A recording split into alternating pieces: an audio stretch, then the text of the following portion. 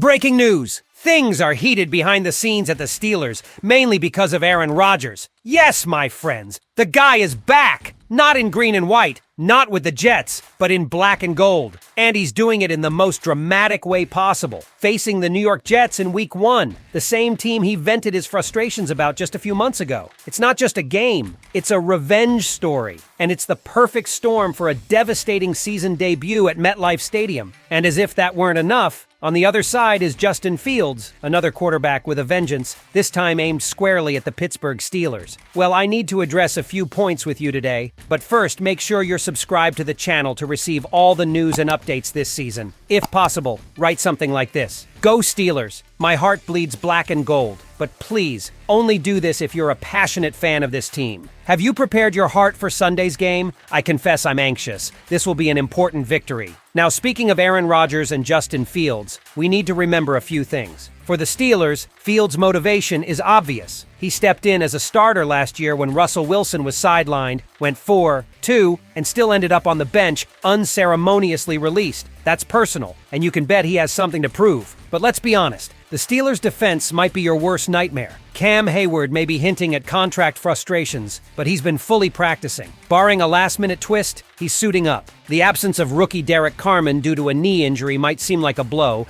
but the Steelers have depth. Expect a rotation of Isaiah Loudermilk, Daniel Archibong, and the promising Y.A. Black to keep the trenches tight and fresh. And it's not just about filling gaps, it's about unleashing pressure. This is where the Steelers can really impose their will. With Elijah Vera Tucker out for the Jets, done for the year with a torn tricep, the New York offensive line takes a major hit. That's a massive vulnerability right up the gut. Combine that with a rookie right tackle, Armand Naboy, facing off against T.J. Watt, that's a mismatch waiting to happen. You want to beat the Jets? Load the box. That's exactly what the Steelers are going to do. Aaron Glenn and Tanner Engstrand are bringing a run-heavy scheme to New York, leaning on Breece Hall and Braylon Allen. Fields is dangerous as a rusher, no doubt. But if you stack 7 or 8 in the box, take away those rushing lanes and put pressure on him to win through the air, he's in trouble. And speaking of Fields through the air, the tape doesn't lie. The physical tools are there. Size, strength, speed, and a cannon arm. But the mental processing is slow. He holds the ball too long. The accuracy is inconsistent. The footwork is sloppy. That elbowy long release, that's not going to fly against the Steelers' secondary and pressure-heavy front. Mike Tomlin's game plan? Classic. Contain the edges, rush 5, plug every run lane. Don't let Fields get outside. Force him into the pocket and make him throw into tight man coverage. Expect a lot of dog blitzes. Expect Jalen Ramsey near the line of scrimmage in big nickel looks. Expect disguised coverages and stunts. This isn't going to be a field day for the Jets' offense. It's going to be a war zone. On the other side of the ball, Pittsburgh's offense has a golden opportunity. The Jets may try to match the Steelers' physicality with 5 or 6-man defensive fronts, but they simply don't have the bulk. Will McDonald is a menace off the edge, but among the worst edge run defenders in football. Michael Clemens playing 5-tech at 265 pounds, that's undersized. This front 7 lacks the weight to stop the ground and pound style the Steelers are ready to deploy. That's why you're going to see a heavy dose of 12 and 13 personnel. Multiple tight ends, downhill power. Darnell Washington is essentially a 6th offensive lineman, and that's going to be a nightmare for this undersized Jets front. Jaylen Warren is poised for a big game. This is where Pittsburgh can take over, on the ground, controlling tempo and imposing their identity.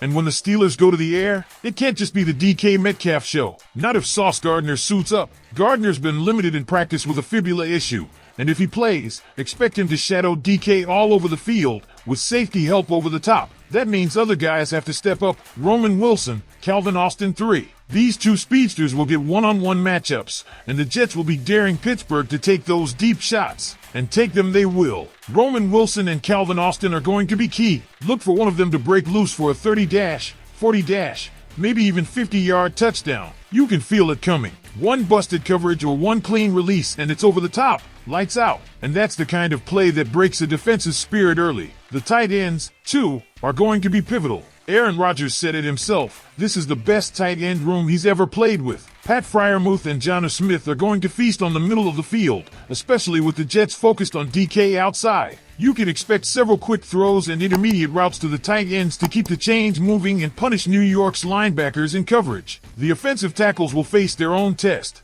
Broderick Jones and Troy Fautanu have massive upside, but now they're going up against legit edge rushers in Will McDonald and Jermaine Johnson. It's trial by fire, but if they hold up just enough, and the game plan helps them with quick passes and heavy tight end support, the Steelers should be in good shape to keep Rodgers upright and comfortable in the pocket. At the end of the day, this game isn't just about schematics or matchups. It's about control. The Steelers are the more complete team, more physical, more battle-tested. If they don't beat themselves, no costly penalties, no unnecessary turnovers, they win. It's that simple. The Jets are still trying to find their identity. Pittsburgh knows exactly who they are. So let's talk about it. Do you think Aaron Rodgers will get his revenge and start the 2025 season with a statement win against his former team? Let me know what you think. Is this a 23-3 domination like I'm calling it, or do you see it playing out differently? And if you're still wondering whether this Steelers team is built to make a real statement in 2025, Week 1 is going to give us the answer loud and clear. Because this isn't just about Aaron Rodgers getting his revenge. This is about the entire Steelers organization making a declaration that they're no longer just clawing for relevance in the AFC.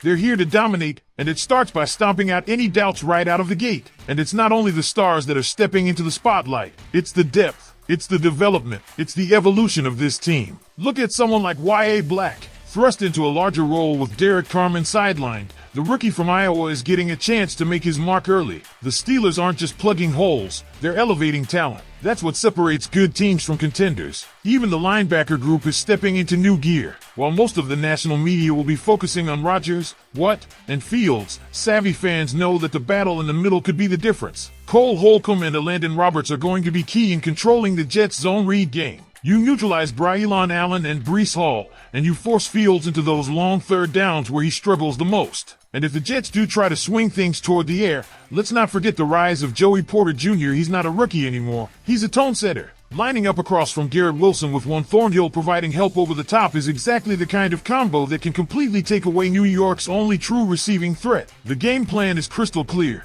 Let anyone but Wilson beat you. Another critical factor that can't be overlooked, special teams. Field position will matter, especially in what could be a rainy matchup in New Jersey. If the wind picks up and the weather impacts the passing game, it'll come down to discipline, punting, and capitalizing on short fields. Presley Harvin III has been inconsistent in the past, but this is the kind of game where one great punt inside the 5-yard line could flip momentum entirely. But even if things do get tight, the Steelers still have the ultimate advantage, Aaron Rodgers. In his first start with the team, against the franchise he just left, in a stadium he knows better than anyone, with a chip on his shoulder and weapons he's already called the best group of tight ends he's ever worked with, you better believe he's dialed in. He's got the experience, the decision-making, and now, he's got something to prove. And don't underestimate how much the mental side of this matters. Rodgers thrives in chaos. He thrives in the noise. And when the game slows down late in the fourth, there's nobody you'd rather have with the ball in his hands than number 12. Justin Fields, on the other hand, has consistently struggled in late-game situations. Pressure has cracked him before. Now he's facing one of the most relentless pass rushes in the NFL, behind a patchwork offensive line with limited weapons. That's a recipe for disaster. If you're a real fan and want to be there when the biggest moments happen, make sure you're subscribed to the channel. Hit the like button, turn on notifications, and check out the video that's on your screen right now. This is where you get every breaking update, every game-changing play, and every victory celebration first. Let's ride this season together. Here we go, Steelers.